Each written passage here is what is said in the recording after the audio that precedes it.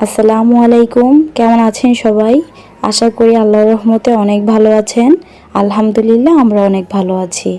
আজকে চলে আসলাম নতুন আরও একটা ভিডিও নিয়ে। আশা করি সম্পূর্ণ ভিডিওটা দেখলে আপনাদের অনেক ভালো লাগবে। আমার বাবার বাড়িটা একদম রাস্তার সাথেই, অনেক ধুলাবালি আসে। দৈনিক সব কিছু পরিষ্কার করে রাখতে হয়। তারপরেও দেখা যায় কি অনেক ময়লা জমে যায়। আমি এখন ওয়ার্ড্রোবের উপরটা ক্লিন করে নিচ্ছি। সব কিছু সরিয়ে আমি এখন মুছে নেব। সব কিছু পরিষ্কার পরিপাটি থাকলেই নিজের কাছে দেখতে অনেক ভালো লাগে। আমি রুমটাকে ক্লিন করে আপনাদেরকে দেখাচ্ছি কেমন হয়েছে।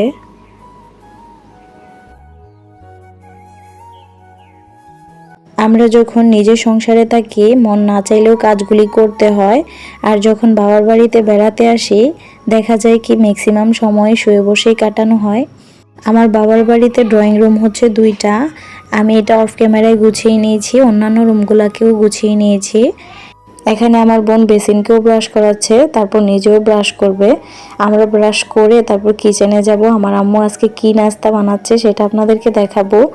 আমরা যখন ঘুমিয়েছিলাম তখনই আমার আম্মু রুটির গোলা করে বেলে নিয়েছিল, এখন ছেঁকে নিচ্ছে। গতকাল বিকেলে অনেকগুলা নলা রান্না করেছিল, আমরা বিকেলে খেয়েছিলাম। আর কিছুটা রয়েছে, এখন আমরা নাস্তার সাথে খেয়ে নেব। নাস্তা করে আমরা সবাই মিলে শাক তুলতে যাব। আমাদের বাড়ির সাথে জমিনেই অনেক ধরনের শাক রোপণ করেছে, সেখান থেকেই শাক নিয়ে আসব। এই যে এটাকে নাকি মিনি বেগুন বলে, আপনাদের সাথে একটু শেয়ার করলাম। আর আমাদের কলা গাছে অনেক কলা হয়েছে মাশাআল্লাহ। আমার আশেপাশে অনেক সাউন্ড হচ্ছে, আপনারা প্লিজ ক্ষমা সুন্দর দৃষ্টিতে দেখবেন। আমরা অনেক ধরনের শাক তুলবো, কিছু লাল শাক তুলবো, আর বাকি কি কি শাক তুলেছে সেগুলোর নামও আমি জানি না। আকাশটা দেখতে খুবই ভালো লাগছে, এজন্য আপনাদেরকে দেখালাম। রোদের তাপটা খুবই মিষ্টি ছিল। এই যে শীতকালের রোদ খুবই মিষ্টি হয়, আদৌ তেমন শীত আসেনি। এই যে এখানে আমরা ধনিয়া পাতা তুলে নিচ্ছি। গ্রামে আসলে মাছ মাংস খেতে তেমন ভালো লাগে না, জমিনের তাজা শাকসবজি খেতেই বেশি ভালো লাগে। এই যে আমাদের শাক তোলা হয়ে গিয়েছে, এখন বাসায় চলে আসছি। এসেই শাকগুলো ভালোভাবে ধুয়ে নিয়েছি, এখন শাকটা ভাজি করে নিচ্ছি। এখানে আমি 5-6টার মতো শুকনা মরিচ দিয়েছি। শুকনা মরিচটা যখন একটু কালার হয়ে আসছে দিয়ে দিচ্ছি রসুন কুচি, আর সাথে দিচ্ছি পেঁয়াজ। পেঁয়াজটা দিয়ে আমি কয়েক মিনিট ভেজে নেব। এখন দিয়ে দিচ্ছি 2টা কাঁচামরিচ। কাঁচামরিচটা আমি মাঝখান থেকে ভেঙে দিচ্ছি। এখন কাঁচামরিচটা দিয়েও আমি কয়েক মিনিট ভেজে নেব। এখন দিয়ে দিচ্ছি পরিমাণ মতো লবণ। শাক ভাজার সময় লবণটা একটু বুঝে দিতে হবে, কারণ শাকটা পরবর্তীতে অনেকটা কমে যায়। যে আপুরা নতুন রান্না করছেন শাক ভাজার ক্ষেত্রে কিন্তু আপনারা চাইলে শেষেও লবণটা ইউজ করতে পারবেন, কোনো সমস্যা নেই।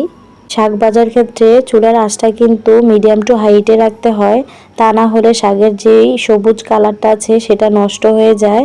শাকে প্রচুর পানি ওঠে, মাঝখানে এভাবে ফাঁকা করে পানিটা শুকিয়ে নিলে শাকটা কিন্তু খুব তাড়াতাড়ি হয়ে যায়, আর কালারটা নষ্ট হয় না। চুলার জানলার সাথেই তেলাকুচি আর পাতার গাছ হয়েছে দেখুন। এই যে এখানে আমার শাক ভাজাটা হয়ে গিয়েছে, আমি তুলে নিয়েছি। এখন আমি মাছ ভেজে নিচ্ছি, আলু দিয়ে শিং মাছ দিয়ে রান্না করব। মাছটা ভেজে তুলে নিয়েছিলাম, অফ ক্যামেরায় আমি পেঁয়াজ কুচি দিয়ে দিয়েছি। এখন দিয়ে দিচ্ছি রসুন কুচি। পেঁয়াজ রসুন আমি কিছুক্ষণ ভেজে নেব, যখন একটু ব্রাউন কালার হয়ে আসবে দিয়ে দিচ্ছি পানি। গুঁড়া মশলা দেওয়ার আগে কিছুটা পানি দিয়ে দিলাম যাতে করে গুঁড়া মশলাগুলো পুড়ে না যায়। এখানে 1 টেবিল চামচ হলুদের গুঁড়া দিলাম, আর 5 টেবিল চামচ মরিচের গুঁড়া দিয়ে দিয়েছি। দিয়ে মশলাটাকে একটু কিছুক্ষণ কষিয়ে নেব। আমি মশলাটাকে কিছুক্ষণ কষিয়ে নিয়েছি, এখন আলু দিয়ে দিচ্ছি। আমি আলুটা দিয়ে মশলার সাথে মিশিয়ে নিয়ে পানি দিয়ে দেব। পানির মধ্যে আমি আলুটাকে সিদ্ধ করে নেব। এখন আমি ঢাকনা দিয়ে দেব, কিছুক্ষণ পর পর ঢাকনা খুলে নেড়ে দেব। এই যে আমার আলুগুলো সিদ্ধ হয়ে গিয়েছে, এখন ভেজে রাখা মাছগুলো দিয়ে দিচ্ছি।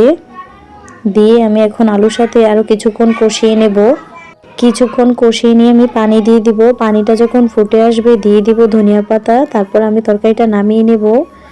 আমার ভিডিওর কোন অংশে যদি আপনাদের একটু ভালো লেগে থাকে তাহলে প্লিজ আমার ভিডিওতে একটা লাইক দিয়ে দিবেন। আর আমার ভিডিওটি দেখার জন্য আপনাদেরকে অসংখ্য ধন্যবাদ। আজকে এ পর্যন্তই, আগামীকাল দেখা হবে নতুন আরও একটা ভিডিওতে। আপনারা সবাই ভালো থাকবেন, সুস্থ থাকবেন। আল্লাহ হাফেজ।